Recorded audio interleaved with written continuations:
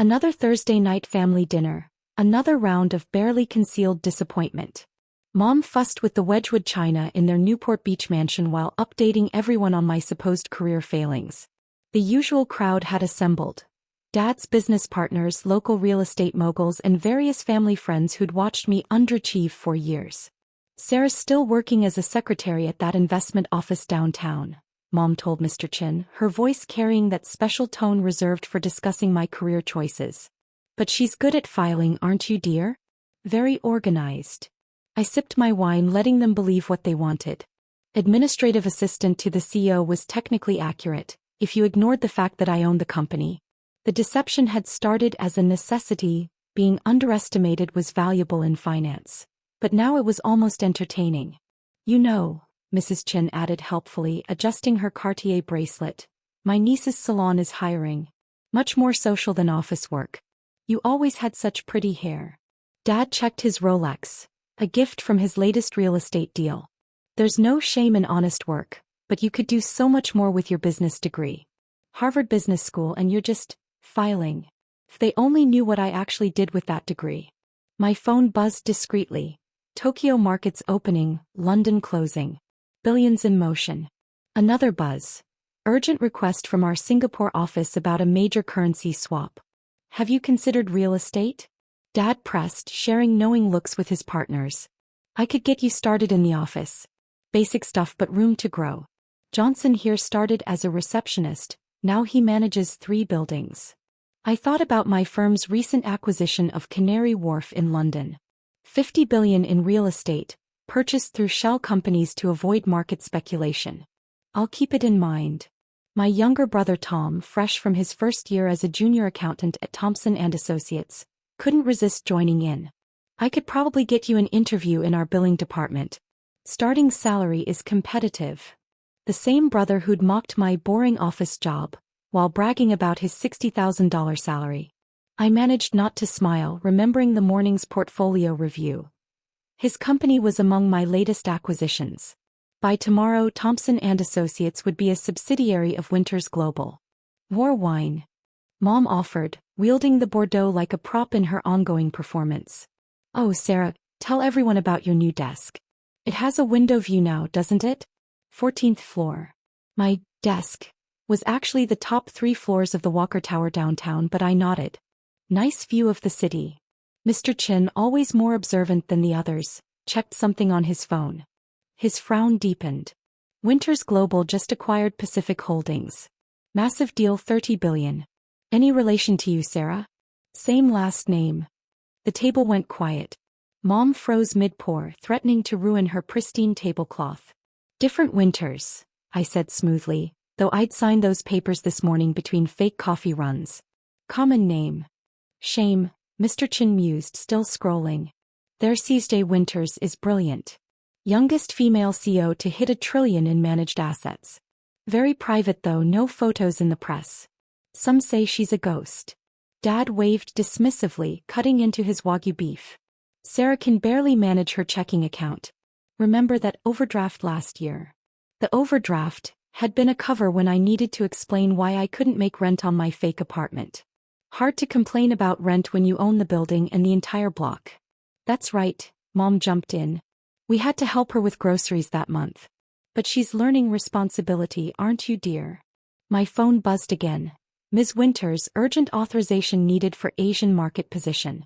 $2.8 billion currency swap pending. Excuse me, I stood, smoothing my intentionally modest dress. Work calling. Filing emergency. In the hallway, I authorized a series of trades that would reshape 3 major markets by morning. The Singapore office confirmed. Another $1 trillion milestone passed. Not bad for a Thursday. When I returned, they were discussing Tom's recent promotion to senior accountant.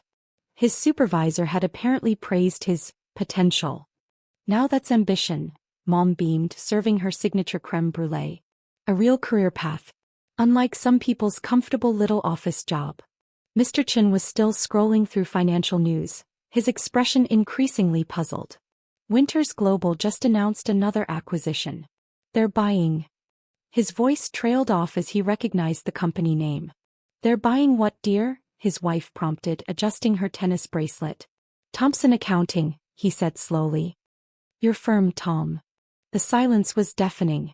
Crystal stemware stopped midway to lips. Tom laughed nervously, his new Rolex catching the light. That's impossible. We're not for sale. I would know. According to this, the deal closed this morning. Full acquisition, leadership changes effective immediately. Mr. Chen looked up, bewildered. Didn't they announce anything at work? Tom's face went pale. There was a mandatory meeting scheduled for tomorrow morning. I checked my watch, calculating time zones. The London office would be calling soon about the European market open. Another day, another continent. Speaking of work, I gathered my things, declining dessert. I should go. Those files won't organize themselves. But you haven't had dessert, Mom protested. I made your favorite humble pie. If she only knew. The real feast was just beginning. The next morning's chaos exceeded my expectations. Thompson and Associates' lobby was a circus of press, panicked employees and confused executives. I watched it unfold on private security feeds while sitting in my real office, the top floor of Walker Tower. Ms. Winters, my actual assistant, announced, Thompson's board is requesting an emergency meeting with S.J. Winters. They're quite insistent. I imagine they are. I studied the feed showing Tom arriving at work, his confident strut replaced by uncertain steps. Schedule it for noon. In our main boardroom. And your family's calls? Your brother has tried 18 times since markets opened. Of course he had. The acquisition news had hit every financial channel. Winters Global's latest hostile takeover was making waves, especially given our simultaneous acquisitions across 3 continents. Mr. Chen is also calling, she added. Something about connecting the dots? I smiled. Mr. Chen had always been sharper than the others. Put him through to my private line.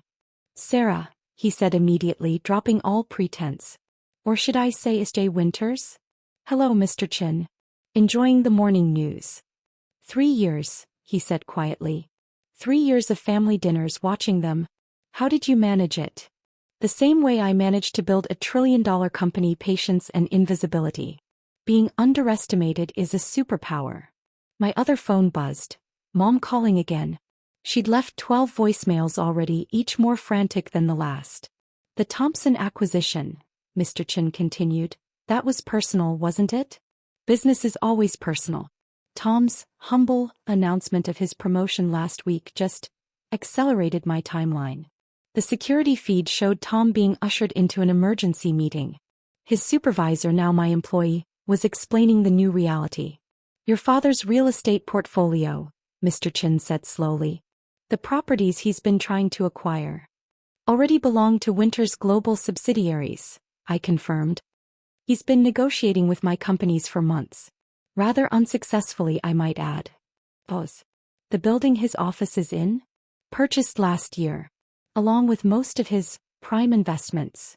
Amazing what shell companies can accomplish. Mom's 13th voicemail arrived. Sarah, please. What's happening? Tom says, he says. The family dinner tonight should be interesting, Mr. Chen mused. Unfortunately, I have a board meeting in London. Via private jet, of course. Hard to make dinner when you're running a global empire. My actual assistant appeared with urgent papers requiring S.J. Winters' signature. Billion-dollar decisions waiting on my approval. Above my desk, screens tracked market movements across every exchange, wealth flowing like digital rivers. One question, Mr. Chen said. Why maintain the charade? Why let them treat me like a secretary? Mock my little office job? Spend years pitying my lack of ambition? I watched Tom exit the meeting room, his face ashen. Sometimes the best revenge is letting people underestimate you until it's too late. Dad's name flashed on my phone. No doubt calling about the properties he just discovered belonged to his unsuccessful daughter. The humble pie, Mr. Chen laughed suddenly. Your mother's dessert last night. Life does have a sense of humor. I signed off on another acquisition. Speaking of which, how's your investment in Pacific Holdings performing? The one you mentioned at dinner. A sharp intake of breath. You didn't. Check your portfolio, Mr. Chen. Consider it a return on your investment in being the only one who ever looked deeper. My executive team was assembling in the boardroom. Time to be S.J. Winters, the ghost CEO who'd reshaped global finance. One last thing, I told Mr. Chen. That salon your wife suggested. I own that too. Along with the entire retail chain. Acquired them last month. The silence was perfect. Now if you'll excuse me, I have an empire to run. Feel free to share that at the next family dinner. I'm sure Mom will want to update everyone on my filing career. 1 week after the Thompson acquisition, I finally agreed to a family dinner. Not at their Newport Beach home, but in my private dining room atop Walker Tower. They arrived as I was closing markets in Asia. Another trillion-dollar day. Holy. Tom breathed, taking in the panoramic view of the city. Gone was his arrogant strut, replaced by the hesitant steps of someone discovering they'd been playing in the shallow end of a very deep pool. Mom clutched her purse like a shield, designer labels suddenly seeming inadequate against the backdrop of real wealth. Dad's practiced real estate swagger withered as he recognized buildings he'd failed to acquire, all bearing subtle Winters global logos. Please sit, I gestured to the hand-carved conference table. The chef prepared something special. Though sadly no humble pie tonight. Sarah, Mom started then corrected herself. Ms. Winters. Sarah's fine, Mom. Though my board calls me SJ usually while approving acquisitions larger than Dad's entire portfolio. Dad flinched. He'd spent the week discovering just how many of his prime investments were actually leased from my shell companies. The Thompson deal, Tom found his voice. You bought my company just to. Business is business, I cut him off. Though your performance review was entertaining. Shows promise if he can overcome his arrogance. Your new supervisor wrote that. Dinner arrived on Winters Global's private china, my family crest replacing Mom's precious Wedgwood pattern. The irony wasn't lost on her. All those years, she whispered. The apartment, the modest clothes, the secretary's story. Were carefully crafted, I confirmed. Easier to build an empire when nobody sees you coming. Even family. But Harvard, Dad protested. Your business degree. Led directly to founding Winters Global. While you thought I was filing papers, I was filing SEC documents for my first billion-dollar acquisition. The screens surrounding us displayed real-time market data, my empire's pulse in digital form. A notification flashed. Another company acquired, another billion added. The overdraft, Mom remembered, when we had to help with groceries, was the same week I purchased the Bank of London. I smiled at the memory. Hard to complain about grocery money when you're negotiating in billions. Tom stared at his wine glass, Chateau Lafite from my private vineyard. Every time I bragged about my salary. You were cashing checks signed by your sister, I finished. Through enough shell companies to make it legal, of course. Dad's phone buzzed.